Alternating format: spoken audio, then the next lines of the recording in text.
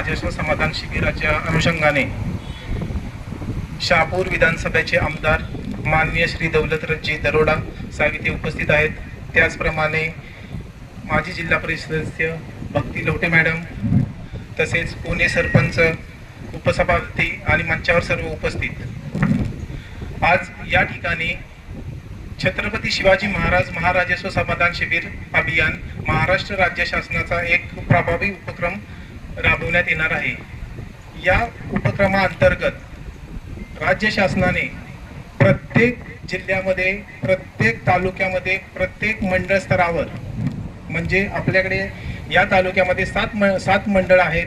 त्या सर्व 7 मंडळांमध्ये ग्रामीण भागातील महसूल सेवेशी संदर्भात ज्या काही लोकांच्या अडीअडचणी असतील निराकरण करण्यासाठी हे शिबिर आपण राबवतोय। यामध्ये सर्व विभागांचा यामध्ये समावेश आहे।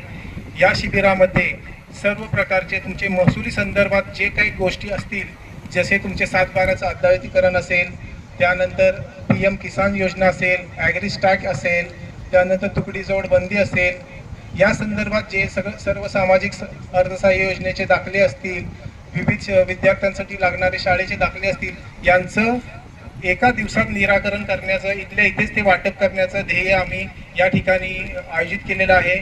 आणि याच प्रमाणे मागच्या महिन्यात सुद्धा आपल्याकडे कंचाडमध्ये अमरापूर ग्रामपंचायत येते, मांडव्यामध्ये पांडवा ग्रामपंचायत येते, त्याचप्रमाणे कुडूस ग्रामपंचायत येथे हा कार्यक्रम आयोजित करण्यात आला होता। आणि आज आपण पुणे मंडळातील या पुणे मंडळ अधिकारी कार्यालयासमोर हा प्रोग्राम आयोजित करतोय। याच प्रकारे पुढील आठवड्यात घोणसई ग्रामपंचायतमध्ये हा कार्यक्रम आयोजित करण्यात आला आहे 17 एप्रिल रोजी। तरी सर्व नागरिकांना, सर्व शेतकरी बांधवांना माझी विनंती आहे, या कार्यक्रमाचा आपण परिपूर्ण लाभ घ्यावा आणि सर्व प्रशासना, म्हणजे ज्या दृष्टिकोनातून आम्ही इथे कार्यक्रम आयोजित करतोय असं व्हायला नको की आम्ही फक्त आलोय, कार्यक्रम केलेला आहे आणि त्या पद्धतीने फोटो सेशन झालेलं आहे, पण प्रत्येक नागरिकांनी त्यांचे काही अर्ज असतील, त्यांचे काही प्रश्न असतील ते निकाली काढून घ्यावे।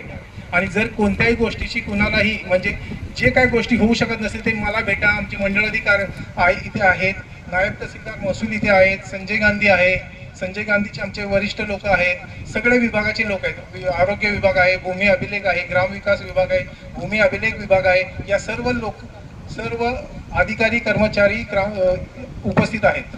तरी आपल्या सर्वांना विनंती करतो, या शिबिराचा सर्वांनी जास्तीत जास्त लाभ घ्यावा आणि पुढचं शिबिर जे आपलं 17 एप्रिल रोजी घोणसई मेट येथे आहे त्याच्याही आपल्या सर्वांना कल्पना द्यावी, आपल्या लोकांना कल्पना द्यावी आणि याच्यातून जे कोणी उपस्थित नसेल ते त्या शिबिरात त्याचा लाभ घेतील। धन्यवाद।